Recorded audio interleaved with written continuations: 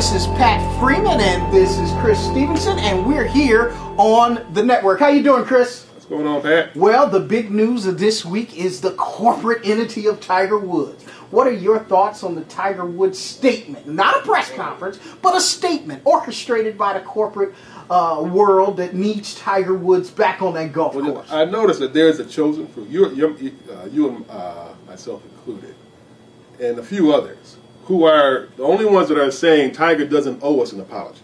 Does not owe us anything. Okay, so what's the real reason then that he made this deal? I think you have to understand, Tiger's an educated guy.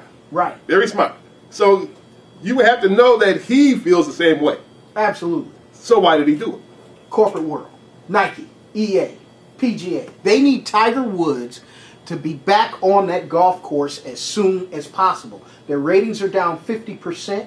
The amount of corporate sponsorship that they are getting for these tournaments at the prospect of him taking off a year is scaring the corporate golf world and all of its sponsorship, Nike, EA, Gatorade, and the rest of them.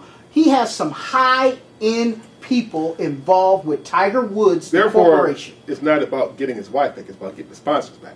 Absolutely. The wife wasn't there. Was his wife at this statement? Wasn't that her sitting in the front row? No. Next to his mother? No. Who was that? I don't know who that was. There was a young white lady sitting in the front row. I did not. The only person that I identified was his mother, who you could see on the cameras. Right. But it was stated that his wife was not present. Okay. And they basically they tried to get some form or statement from her family, and they said no comment. But they were not present. The person that was present close to him was his mother. Amazing. So this was not about the personal thing. Was not important. Right. And see, what I had looked at from this whole thing, my discussion of Tiger Woods ended when it was found out what happened on Thanksgiving. He destroyed public property.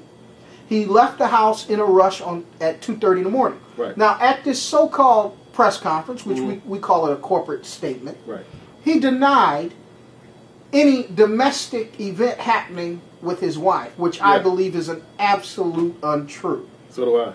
And matter of fact, I got email. Not to cut you off, I got email that about some people. This is information given by some of his neighbors. Right. Okay, second and third information. But they said that she did, as I suspected initially, take a whack at him inside the house with that 9-iron. Yes. Okay, and made contact.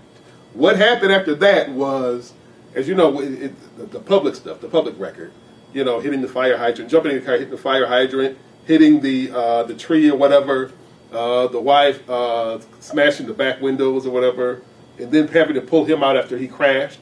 And he went to sleep in the road. When he was found by neighbors. Yeah, but he didn't go to sleep on the road. He was unconscious. she popped that thing. Okay. So to make a statement, a long story short, basically he lied about it. He lied about it. Well, he didn't want to say my wife went ghetto on me on national TV. Exactly. How's that going to look? All right. So he lied about. He did go to the hospital. What happened after that, based on this email I got, is that we were made to think that he went home. Right. And the police went to ask more questions later on. She answered the door and said he's sleeping. What they're saying is he wasn't home. He had flew to some plastic surgeon out of town because he had a very noticeable gash or bruise or whatever. And you know she got him pretty good. Right. Nailed him. Okay. So he had to get that removed real fast, and then he came back home. Right. You know, whatever, and you know, dealt with whatever situation he had to deal with. But I guess she was gone by them or whatever. And, you know, they went on that cruise or something. But, you know, it's a whole lot to it. We're going to be hearing more about that as time goes on. Right. So obviously what was orchestrated was a corporate event. Yeah. And basically a lot of lies. Yeah. To try to protect the most important thing that these corporations need, and that's the repair of Tiger Woods, the corporation, the corporate pitchman. Yeah. Nike needs him. The Professional Golf Association is nothing without Tiger Woods. Well, see, now, this sort of thing, as you made earlier on your radio show, this sort of thing is nothing unusual with a John Daly. Right. Yeah, John Daly, big deal. Or Phil Mickelson, Phil Mickelson, big deal. Big deal. But golf world is not up in the line. Right. Corporate, their sponsors are like, yeah, well, that's how they are. Okay? But Tiger, because Tiger is larger than the sport. He does transcend the sport. Therefore, it's a big thing. Right. And he, like you say, every day he's not on the tour, they're losing millions. Absolutely. And to make it so orchestrated, in the media, you go to a press conference, the media was taken to a holding room, escorted in by the media, the ones that they allowed in, and they were told they could not ask any questions or talk in any manner possible. They were given a written statement, period. Mm-hmm. That was the end of it. Also, one of the biggest things that people need to realize, when you're doing damage control, mm-hmm. when you hold a public forum or a press conference or whatever you want to call it, the best day to do it is on Friday. You do it on Friday, you don't do it on Monday. If you do it on Monday, the whole week is going to hit it. But you do it on the weekend, at the end of the week, on a Friday. If you notice, whenever President Obama or the White House has some bad news, they announce it on Friday. If they got good news, they're going to tell you on Monday. On Monday. They say the unemployment rate is down, they're going to say that on Monday. They're not going to say that on Friday. If it's bad news, you're going to say it on Friday. And this is where you know this was totally publicly, a public relations firm put this together. This was not about Tiger Woods and his wife.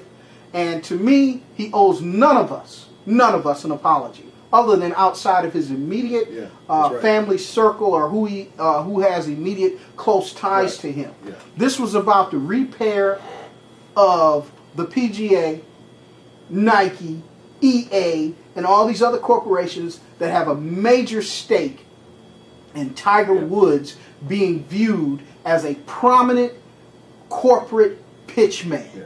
And the Golf Association is absolutely in trouble without Tiger Woods participating. One man. One man. And as far as the speech itself is concerned, I think he was very good. He didn't seem to be in denial. He didn't, you know what I'm saying? He didn't say, well, except for this or that or but. There was no and or but or no deflecting blame. He says, I did these things. Right. Only thing, the only thing is he had a couple of statements for the media.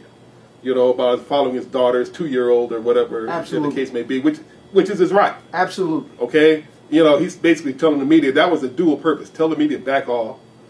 You got anything to ask, you ask me. If I feel like telling you, I'll tell you. I'm Tiger Woods. Right. Other than that, hey, that apologies for his wife, which I think that marriage is going to be on the mend. It's going to be, they will get back together again. The only thing Tiger has to fight after that is not the 4 majors that he's going to have to, that he's going to have to struggle with. He's going to get that. He's going to break the record. Right. He has to struggle with the 4 or 5 or 6 women who are going to be tempting him in the interim. Because he goes, this guy, he's a world traveler.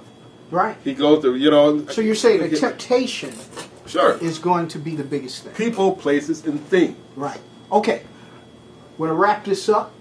This is The Network here with Chris Stevenson. We were talking about Tiger Woods and the controversy surrounding his recent so-called press conference, public statement, corporate statement. Call it what you want to, whatever way you want to define it. But we've looked at it here on The Network. I'm Pat Freeman. This is Chris Stevenson. Thanks, Chris. Thank you. All right. That's all for us on The Network. We'll see you next week.